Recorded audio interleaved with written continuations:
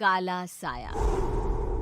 यूं तो बनारस घाट अपनी खूबसूरती के लिए बहुत प्रचलित है, पर घाट के किनारे कई राज लिए बैठे हैं।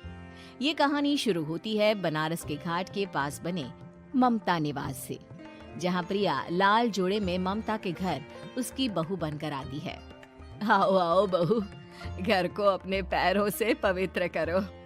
ममता घर की दहलीज पार कर ही रही होती है कि अचानक एक बहुत गंदी सी बास पूरे घर में फैल जाती है।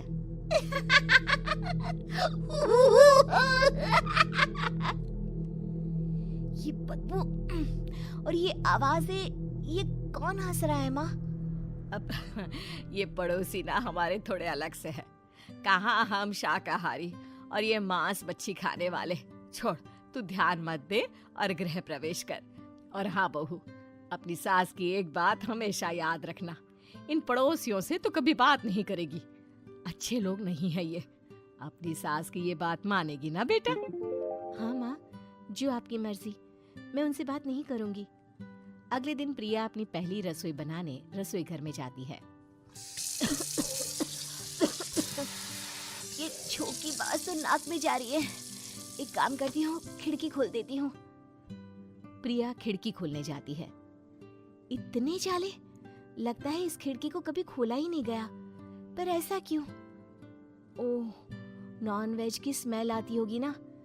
2 मिनट के लिए खोल लेती हूँ, फिर बंद कर दूंगी। प्रिया खिड़की खोलती है। खिड़की खोलते ही उसकी नजर सामने वाले घर की खिड़की पर पड़ती है, जहाँ एक लड़की खड़ी होती है। हाथों में मेहंदी, लाल रंग की साड़ी, बिल्कुल सजी धजी, मानो प्रिया की तरह ही वो भी नई नवेली बहू हो। वो प्रिया को देखकर मुस्कुराती है। हे भगवान, माँ ने तो इनसे बात करने को मना किया था।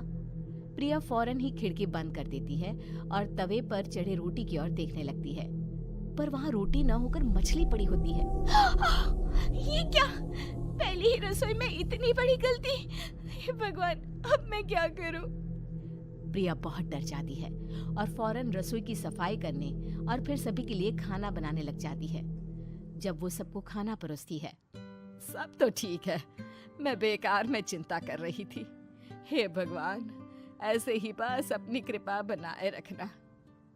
रात के वक्त जब सब सो रहे होते हैं, तब प्रिया को पायल की आवाज सुनाई देती है, जिससे उसकी आंख खुल जाती है। ये पायल की आवाज कहाँ से आ रही है? प्रिया उठकर उस आवाज के पीछे छत की सीढ़ियों तक जाती है। तभी उसे बच्चे के रोने की आवाज आती है। प्रिया छत पर जाती है तो क्या देखती है? वही लाल साड़ी वाली लड़की अपनी गोद में एक नवजात बच्चे को घुमा घुमा कर सुला रही है। तभी प्रिया की नजर उसके पेट पर पड़ती है। ओह गॉड, ये तो प्रेग्नेंट भी है। सुनिए, बच्चा सो नहीं रहा है क्या? मैं कुछ मदद करूं?